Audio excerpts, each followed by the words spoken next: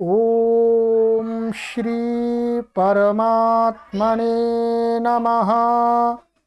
ओम श्री गुरुभ्यो नमः।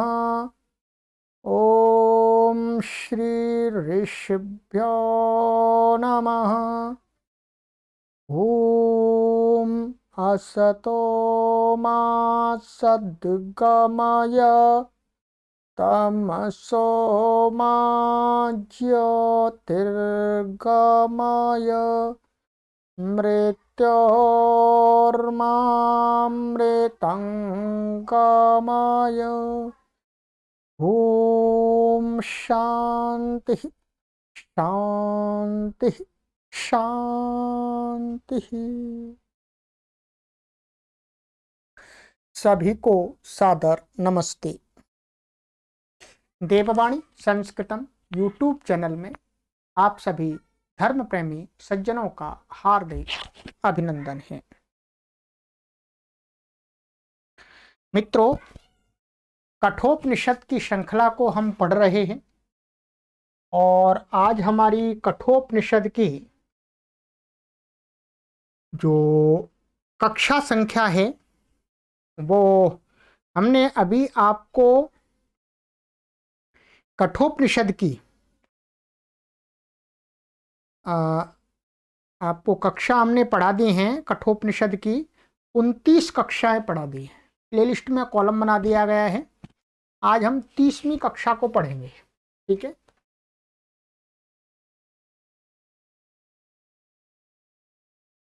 ये 30वीं कक्षा है। ठीक है, 29 कक्षाएं पढ़ ली हैं और आप सभी प्लेलिस्ट में कॉलम देख लीजिएगा। कई कठिनाई होती है तो आप व्हाट्सएप पर संपर्क करके भी लिंक प्राप्त कर सकते हैं। ठीक है, चलिएगा। तो मित्रों, गत कक्षा में मैंने आपको कुछ श्लोक पढ़ाए थे। मैंने आपको ये श्लोक पढ़ाए थे। गत कक्षा में आपको ये पढ़ाया था हमने। 10वां श्लोक पढ़ा था और एक पढ़ा था 11वां और एक 12वां। 3 श्लोक मैंने आपको पढ़ाए थे।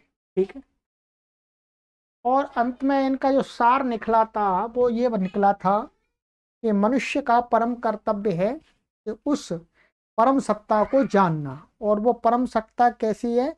परम सूक्ष्म है। वो परम सूक्ष्म होने के कारण से परम सूक्ष्म बुद्धि वाले लोग ही, सूक्ष्म बुद्धि है जिनकी, कुशाग्र बुद्धि है, एकाग्र चित्त है, एकाग्र मन बुद्धि है, वही लोग उसको प्राप्त कर पाते हैं। अन्य लोग नहीं प्राप्त कर पाते हैं।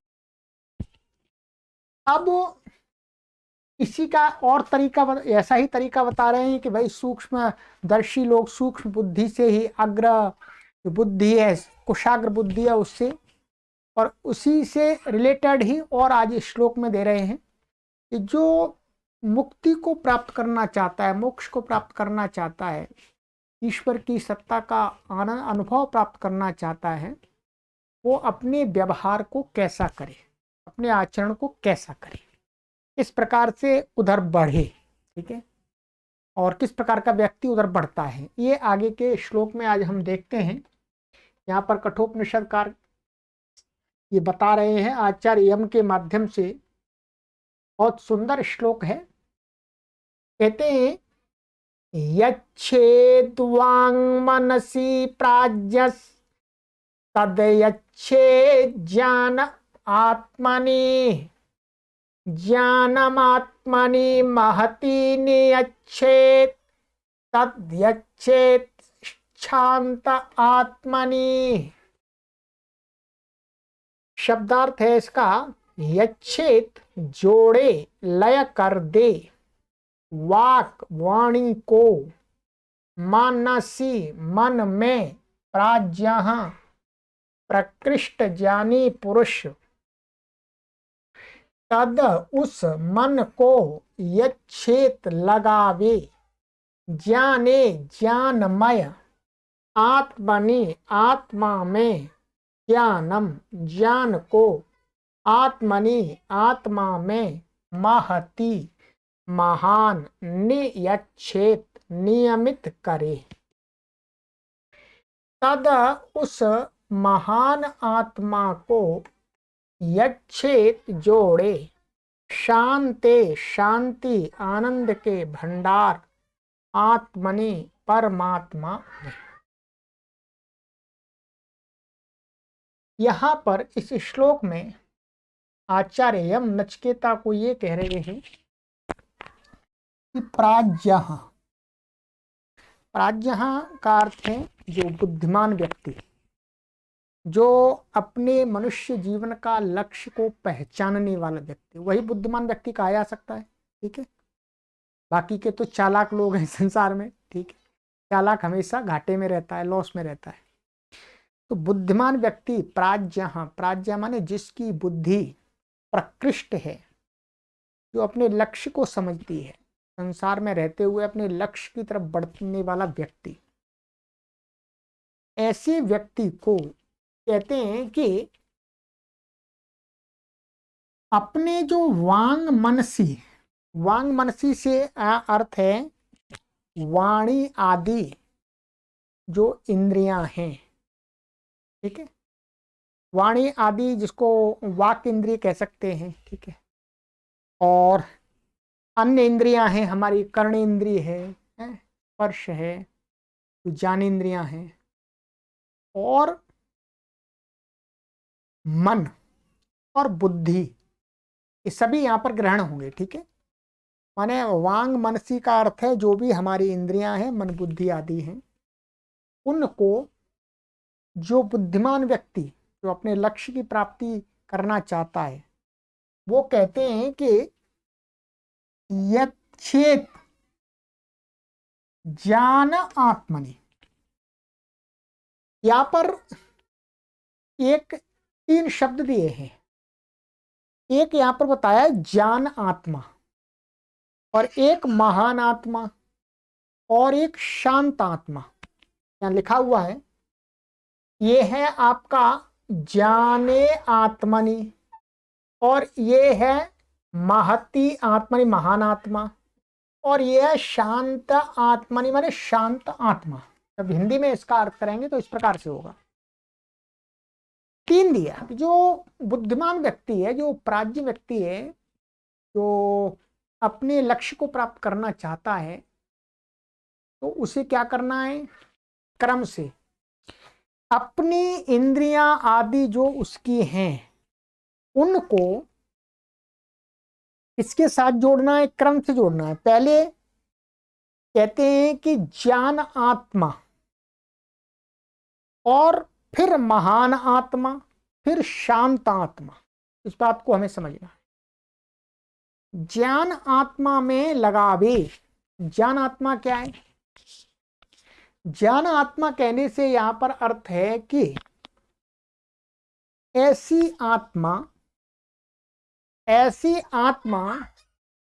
जिसका ज्ञान के साथ संबंध है। माने हमारी जो आत्मा है, उन आत्माओं का संबंध क्या है? ज्ञान के साथ भी हो सकता है, अज्ञान के साथ भी हो सकता है। पक्का? भाई हम अज्ञान संबंधी विषयों का भोग करेंगे और जो भी कुछ चिंतन करेंगे तो हमारी आत्मा क्या है? अज्ञान आत्मा हो जाएगी, अज्ञान से युक्त है। बोलते भैया इसकी आत्मा दुष्ट आत्मा है। और जब हम अच्छी अच्छी बातों को सुनेंगे, अपना चिंतन करेंगे सात्विक मन के साथ में, तो वही हमारी आत्मा ज्ञान से युक्त हो जाएगी। तो जो मुक्ति की तरफ, माने जो श्रेय मार्ग की तरफ कौन सी आत्मा जाती है? ज्ञान आत्मा। अर्थात जिस आत्मा का ज्ञान के साथ संबंध रहता है। अज्ञान के साथ जिस आत्मा का संबंध रहता है वो संसार में भटकती रहती है, अर्थात अविद्या के साथ में। और जिसका संबंध विद्या अर्थात ज्ञान के साथ होता है, तो वो क्या है?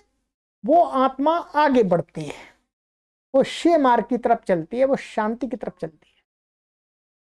तो कहा जो प्राज्ञ व्यक्ति है, जो प्रकृष्ट व्यक्ति है, जो बुद्धिमान व्यक्ति है, उसको क्या करना चाहिए कि अपनी इंद्रियों को ज्ञान आत्मा में लगाना चाहिए कि ज्ञान से जो उसकी आत्मा युक्त है, पहले तो अज्ञान नष्ट करना है, ठीक है, अज्ञान के साथ संयोग नहीं करना है, गलत स्वाध्याय नहीं करना है, गलत संगति नहीं करना है, गलत विषयों का भोग नहीं करना है, क्योंकि गलत विषय आदि का भोग करेंगे तो हमारी आत्मा अज्ञान से युक्त हो जाएगी, ठीक है। तो हमें अपनी आत्मा को ज्ञान से युक्त रखना है। ज्ञान से युक्त रखने के लिए अनेक उपाय बताए गए हैं। आप अच्छे ग्रंथों का स्वाध्याय कीजिएगा, अच्छे लोगों की संगति कीजिएगा, ठीक है, साधु संत महात्माओं के प्रवचनों को सुनिएगा, एकांत में बैठ करके चिंतन कीजिएगा, अपने विषय में चिंतन कीजिएगा, समग्र ब्रह्मांड के विषय में चिंतन कीजिएगा, और अच्छे अच्छे जो पुस्तकें ऋषियों के द्वारा लिखे गए ग्रंथ हैं उनका स्वाध्याय कीजिएगा। तो धीरे धीरे हमारी आत्मा ज्ञान आत्मा माने ज्ञान से युक्त हो जाएगी।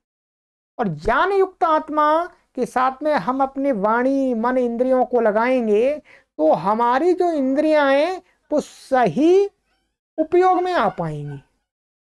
क्या आ पाएंगी? सही उपयोग में। तो बुद्धिमान व्यक्ति को यही करना चाहिए।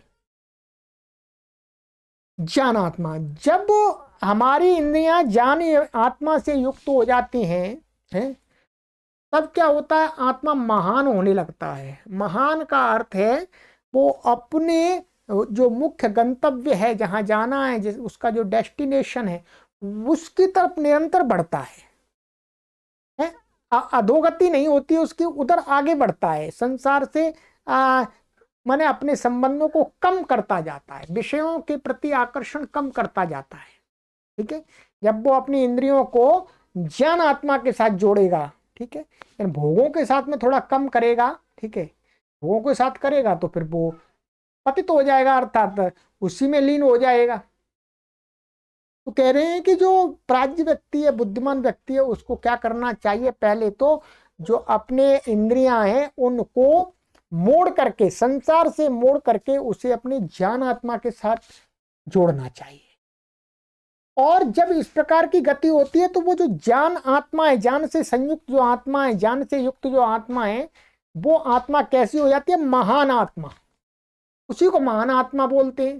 भाई जो ज्ञानी लोग होते हैं, जो अपने इंद्रियों पर संयम रखते हैं, हम उनको क्या बोलते हैं? भाई ये महान आत्मा है, महात्मा है जिसको बोलते हैं।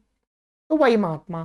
तो उस महात्मा अर्थात जब आत्मा महान होने लगे तो भी इंद्रियों को उस आत्मा के साथ ही लगा के रखना है बुद्धिमान व्यक्ति को। और जैसे जैसे आत्मा महान होती जाती है वैसे ही इस आत्मा के अंदर शांत भाव उत्पन्न होता चला जाता है। वो आत्मा विचलित नहीं होती है, किसी भी प्रकार के कष्ट आ जाते हैं तो भी विचलित नहीं होती, शांत रहती है। तो ये क्रम बताया ये आत्मा का उस श्रेय मार्ग की तरफ जाने का और मुक्ति को प्राप्त करने का। आत्मा का क्या होना जरूरी है? ज्ञान आत्मा, महान आत्मा, शांत आत्मा, ठीक है। पहले आप जब ज्ञान से युक्त अपनी आत्मा को युक्त करेंगे तो आपकी आत्मा महान होने लगेगी, और आपकी आत्मा जब महान होने लगेगी तो वैसे ही वो शांत भी होने लगेगी। वो जल्दी से व्याकुल नहीं होगी। किसी ने कोई अपशब्द कह दिया तो जल्दी से आप उसका प्रत्युत्तर नहीं देंगे, उस पर बदला नहीं लेंगे आप, ठीक है। शांत चित्त से आप सोचेंगे तो वही शांत आत्मा है। तो यहां पर कठोपनिषदकार ने बहुत अच्छी बात यही कही कि जो प्राज्ञ व्यक्ति है, बुद्धिमान व्यक्ति है, ईशा अर्थात अपने लक्ष्य की प्राप्ति के लिए लगा हुआ है, उस व्यक्ति को इस प्रकार से अपनी 3 प्रकार की जो आत्मा है उसकी 3 विशेषणों से युक्त ज्ञान आत्मा, महान आत्मा और शांत आत्मा, उसमें अपनी इंद्रियों को लगा के रखना चाहिए, तभी वो श्रेय मार्ग की तरफ बढ़ेगा, ठीक है। यदि इसके विपरीत करेगा तो क्या होगा?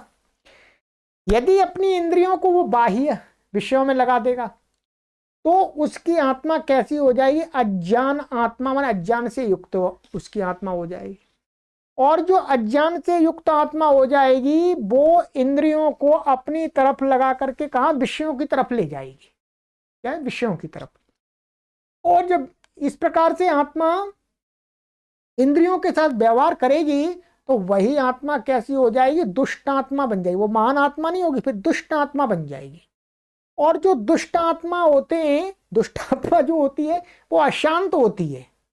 आप देखेंगे जो दुष्ट लोग होते हैं उनको हमेशा अशांत दिखते हैं, उनकी आत्मा अशांत, उनको भय रहता है, डर रहता है कहीं कुछ ना हो जाए, कुछ ना हो जाए, वो अशांत। तो बस ये एक बता दिया, ज्ञान से युक्त आत्मा महान आत्मा और शांत आत्मा की तरफ बढ़ती है, और अज्ञान से युक्त आत्मा दुष्ट आत्मा और अशांत आत्मा की तरफ बढ़ती है। ठीक है, यदि हम अपनी आत्मा को ज्ञान से युक्त करेंगे तो हम श्रेय मार्ग की तरफ बढ़ते जाएंगे, जहां पर हमें शांति मिलेगी। और हम यदि अपनी आत्मा को अज्ञान से युक्त करके अपनी इंद्रियों का व्यवहार उसके साथ करेंगे तो हमारी आत्मा दुष्ट आत्मा होती हुई अशांत आत्मा के रूप में हमें दिखाई देगी, अर्थात हम व्याकुल रहेंगे और हम चिंताओं से युक्त रहेंगे। ठीक है, इस प्रकार का। तो इस प्रकार का एक व्यक्ति कभी भी ईश्वर की प्राप्ति नहीं कर सकता है। ईश्वर की प्राप्ति कौन सा आत्मा कर सकता है? शांत आत्मा। शांत आत्मा के लिए महात्मा और महान आत्मा और ज्ञान आत्मा। तो ज्ञान के मार्ग को हमको फॉलो करना है, ये कह रहे हैं। ठीक है, तो इस श्लोक में हमें यही बताया कठोपनिषदकार ने कि बुद्धिमान व्यक्तियों को अपनी इंद्रियों को क्या है, ज्ञान आत्मा में लगाए और फिर महान आत्मा में लगाए, लगा के रखे निरंतर। महान आत्मा ऐसा नहीं कि फिर उसको खुला छोड़ दे। आत्मा माने श्रेष्ठ मन, जैसे जैसे श्रेय मार्ग की तरफ आत्मा बढ़ती जाती है वैसे महान होती चली जाती है। तो कहे कि भाई अब श्रेय मार्ग पर चल पड़े हैं, अब तो इंद्रियों को खुला छोड़ दो, जो करेंगी करेंगी। नहीं नहीं, तब भी उनको आत्मा के साथ ही मोड़ के रखना है। ठीक है, और ऐसे ही जब शांत आत्मा, जब शांत चित्त की आत्मा हो जाए, शांत विशेषण वाली आत्मा हो जाती है, उसके अंदर इतना विवेक उत्पन्न हो जाता है, तब भी इंद्रियों को वो आत्मा से ही जोड़ के रखे, इंद्रियों को खुला ना छोड़ दे। यदि खुला छोड़ दिया तो फिर जो शांत आत्मा प्राप्त हुई है वो भी अशांत आत्मा के रूप में बदल जाएगी। ठीक है, वो भी दुष्ट आत्मा हो जाएगी, वो भी अज्ञान से युक्त आत्मा हो जाएगी। तो ऐसा ना करे, ध्यान रखे, ये बताया। ठीक है, तो यही कहा इसमें, इस श्लोक में। ठीक है, तो ये क्या है, मुक्ति के मार्ग का एकदम बहुत अच्छा लक्षण है। यदि हमें उधर चलना है, मुक्ति अर्थात अपने जीवन को सफल बनाना। ठीक है, मुक्ति का अर्थात ये नहीं है कि एकदम आप अपने सभी कार्य काम धंधों को छोड़ दें। नहीं, काम धंधों को करना है, परंतु उस भाव से करना है कि हम श्रेय मार्ग की तरफ भी चलते रहें और अपने कार्यों को, जो सांसारिक कार्य हैं, उनको भी संपन्न करते रहें। ठीक है, ये भी ध्यान रखना है। तो चलिएगा मित्रों, आज की कक्षा में इतना ही पढ़ते हैं। आगे की कक्षा में हम श्लोक पढ़ेंगे, बहुत सुंदर श्लोक है। उत्तिष्ठत जाग्रत प्राप्य वरान निबोधत क्षुरस्य धारा निशिता दुरत्यया दुर्गम पथस्तत कवयो वदंती। बहुत प्रसिद्ध है, आपने बहुत बार सुना भी होगा। इसके अर्थ पर आगे की कक्षा में चिंतन करेंगे। चलिएगा, पीछे की कक्षाओं को भी पढ़ते रहिए। सर्वेभ्यो नमः।